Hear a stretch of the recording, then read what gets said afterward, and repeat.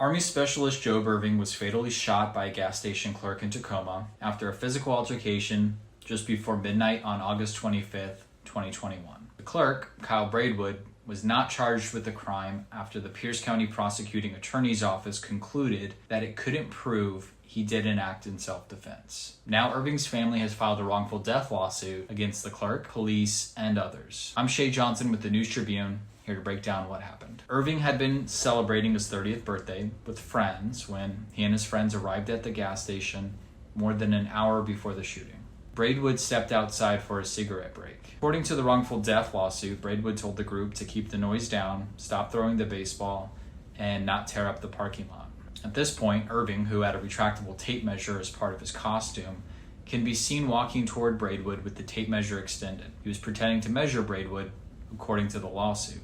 Braidwood immediately tosses Irving to the ground, resulting in Irving suffering a bump that was bleeding on the back of his head. In an interview with police, Braidwood said he believed that Irving was going to assault him when he came toward him with the tape measure, and that Irving made comments similar to, "Remember my face," and "I'm coming back." After Irving and his friends left to a bar, Irving's friends told police that Irving returned to the gas station without anyone noticing. Irving would later say he went back to wait for police to arrive after he reported the altercation. Braidwood also called the police. Irving recorded himself waiting for police inside the store at its entrance. Braidwood made a second call to police at 11:07 p.m., according to the lawsuit, and stayed on the line with 911 for roughly 30 minutes. A telecommunicator advised him not to speak to Irving. Braidwood was concerned that he had to close the store at midnight and Irving wasn't leaving. At one point, Braidwood engaged Irving in small talk over Irving's military career and Braidwood's unsuccessful efforts to join. In another instance, Irving noted that he was a regular customer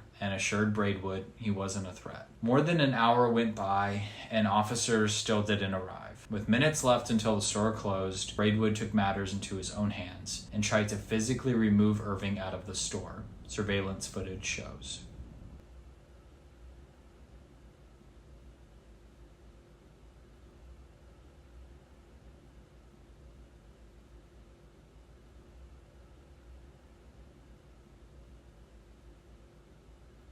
Braidwood shoots Irving multiple times. A post-mortem examination report indicated Irving suffered 17 gunshot wounds, 10 to his torso. The prosecuting attorney's office concluded that it could not prove beyond a reasonable doubt that Braidwood was not acting in self-defense. We'll be following this story as it moves forward at thenewstribune.com.